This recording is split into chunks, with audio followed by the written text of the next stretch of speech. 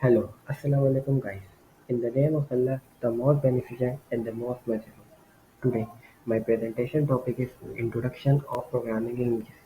आज हम बात करेंगे प्रोग्रामिंग लैंग्वेजेस के बारे में और इसकी टाइप्स को डिटेल से देखेंगे और इसके एडवांटेजेस और डिसएडवांटेजेस भी नज़र डालेंगे और प्रोग्रामिंग लैंग्वेज की कोडिंग किस तरीके से की जाती है ये भी देखेंगे। तो चलिए स्टार्ट करते हैं।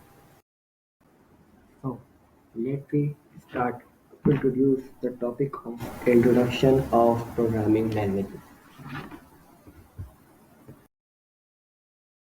तो प्रोग्रामिंग लैंग्वेज के बारे में सबसे पहला सवाल ये बनता है कि what is programming language? A programming language is an artificial language designed to communicate instruction to a machine, particularly a computer. Programming language can be used to create programs that control the behavior of a machine and how to expect algorithm processes. A programming language is a set of words, symbols, and code that enable humans to communicate with computers.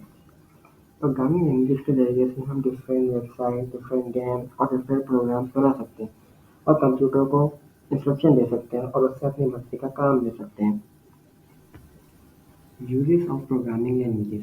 Computer programming language is a language used to write computer programs which involve a computer performing some kind of computation or algorithm and possibly control external devices such as printer, disk, driver, robot, and so on. Programming language differ from natural language in that natural language are only used for interaction between people, while programming language also used to human to communicate instruction to a machine. So now we have types of programming languages. So there are three types of programming languages: high level language, low level language, and last middle level language.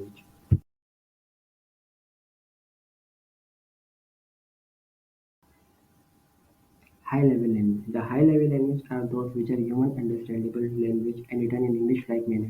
Their statements are easy to read and understandable for human beings. Example: print as any text. By reading of a word statement, a common man can tell us that this is used for printing the text written in bracket. यानी कि हम अगर high level language में print F लिख के कोई भी text computer को देते हैं तो हमें प्रिंट करके हमारी स्क्रीन पर शो कर देगा उस टेक्स्ट को, जिसकी एप्लीकेशन अभी हम आगे जाके देखेंगे। और ये जो नीचे आप देख रहे हैं GW basic, visual basic, script language, ये सब लैंग्वेजेस के नाम हैं जो कि हाई लेवल लैंग्वेज एग्जाम्पल्स हैं। High level language: many types of high level language exist and are in common use today, including Python, Java, C++, C, Visual Basic, JavaScript। In languages में से कुछ नाम हमने पीछे हाई लेवल लैंग्वेज के definition में देख चुके हैं, लेकिन कुछ नाम हमारे नए हैं, जैसे कि पाइथन, जावा, C++, सी। पाइथन, जावा आजकल बहुत ज़्यादा यूज़ में है, जैसे कि जो आजकल नई वेबसाइट्स बनती हैं, नए प्रोग्राम्स बनते हैं, इनमें ज़्यादातर यही 2 लैंग्वेज यूज़ की जाती है, पाइथन और जावा।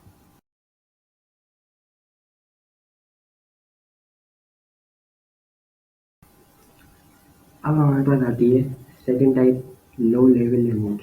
The low level language are those with a computer understandable language and written in code or written in machine language in zeros and ones. Their statements are not easy to read and understandable for human beings. These languages are very complicated, but computer can understand them easily. For example, machine language, zeros and ones. The object file created in ID is actually machine language code. इस language को हम नहीं समझ सकते, लेकिन computer आसानी से इसको समझ लेता है क्योंकि जीरो एंड वन की लैंग्वेज में होती है। Low level language are used to write programs that relate to the specific architecture and hardware of a particular types of computer. They are closer to the native language of a computer, making them harder for programmer to understand. Many types of low-level language exist and are in common use today, including machine code and assembly language.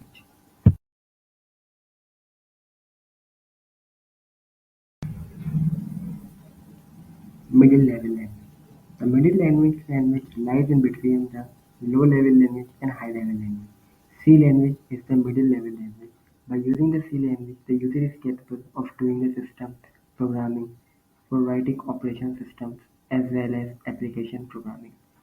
The Java and the C++ are also middle level language.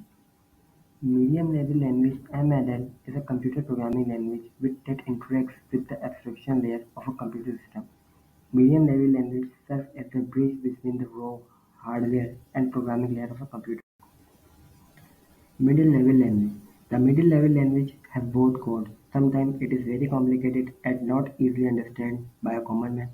Sometimes its code is very simple and written in English like text. Example: the advanced level of following may be considered as middle-level language: assembly language, C, C++, Java, and C#. Middle level language, high level language और लो level language के mid में आती है। यानी कि middle level language जो है वो हाई लेवल लैंग्वेज भी हो सकती है और लो लेवल लैंग्वेज हो सकती है।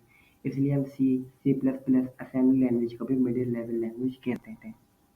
ये कभी टेक्स्ट में लिखी जाती है तो कभी कोड्स में।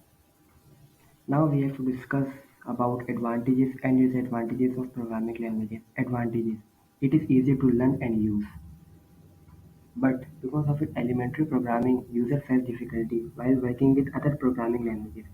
Python increases productivity, but Python is a time-consuming language. It has low execution speed. It is very flexible. It has very supportive community, but there are many issues with the design of the language, which only get displaced during runtime. तो चलिए आगे चलते हैं। अभी तक हमने देखा कि प्रोग्रामिंग लैंग्वेजेस होती क्या है, इनकी टाइप्स को हमने डिटेल में देखा।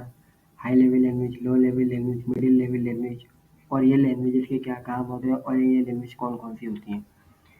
अब हम इन लैंग्वेजेस की कोडिंग करना सीखेंगे कि लैंग्वेजेस की कोडिंग कैसे की जाती है। जैसे कि अभी हम एक लैंग्वेज लेंगे, सी लैंग्वेज, जो कि एक बहुत ही बेसिक लैंग्वेज है, और उसका एक बहुत ही बेसिक सा कोड करके देखेंगे।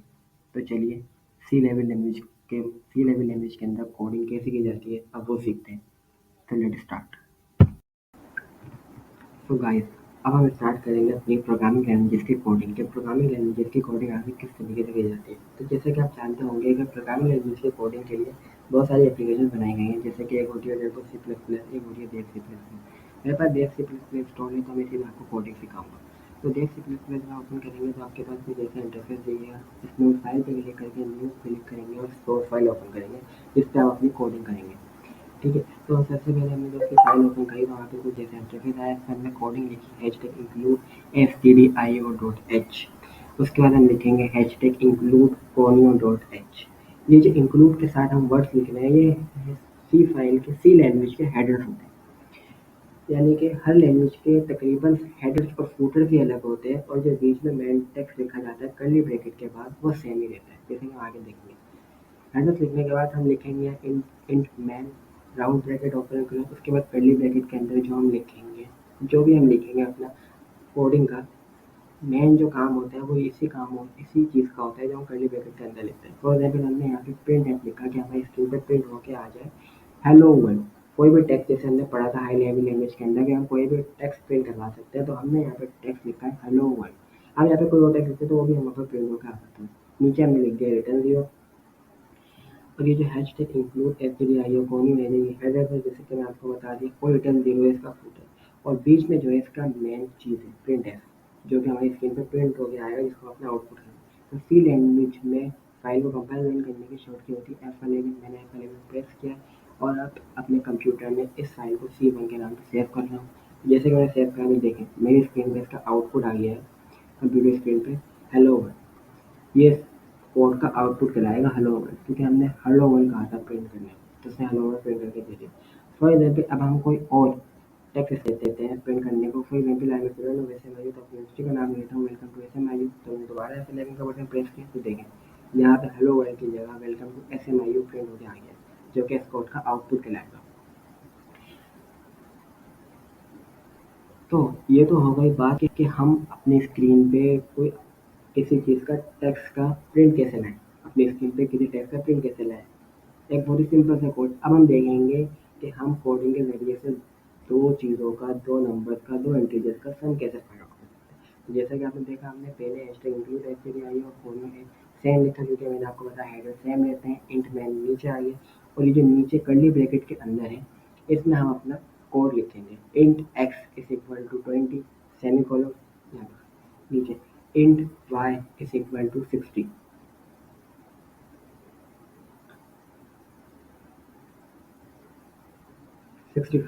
Int y is equal to 65 semicolon then int. अब मुझे इसका सम चाहिए तो मैं यहाँ पे लिखूंगा सम। सम किसके चाहिए? एक्स और एक्स प्लस वाई। एक्स को प्लस एक्स और वाई की वैल्यू अगर 20 और 65 तो 20 और 65 का प्रिंट हो सम करके मुझे ये 85 मेरी स्क्रीन पे दे देगा आउटपुट। तो प्रिंट एफ में मैं लिखूंगा परसेंट डी कॉमा सम। ये परसेंट डी जो डेटा टाइप कहलाता है। Return zero. डेटा टाइप बहुत तरीके के होते हैं जैसे अभी मैं आपको बताऊंगा इसके बारे में भी आगे। रिटर्न जीरो लिखा है एड्रेस और फिर सेम है बीच का कोड अलग है। तो जैसे कि मैंने पहले में दबाया और इसको अपने कंप्यूटर में C2 फाइल के नाम पर सेव कर दिया। तो देखिए मेरे पास 85 प्रिंट होकर आ गया है। इस कोड का आउटपुट 85 620 55 का सम होता है 85 जो कि हमारी स्क्रीन पे आ चुका है। तो परसेंट डी का मैं कह रहा था कि परसेंट डी डेटा टाइप कहलाता है। लेकिन अगर देखें मैं यहाँ एक्स की जगह आई लिख दूँ तो यहाँ पे एरर शो हो जाएगा क्योंकि यहाँ पे कहीं आई की वैल्यू शो नहीं है। लेकिन अगर मैं यहाँ ऊपर एक्स की जगह आई लिख दूँ तो फिर ये शो प्रिंट होके हमें दे देगा सही वैल्यू। क्यों? क्योंकि अगर हमें नीचे सम में वही वैल्यू लिखनी है जो हमने ऊपर दी थी। ये जो परसेंट डी होता है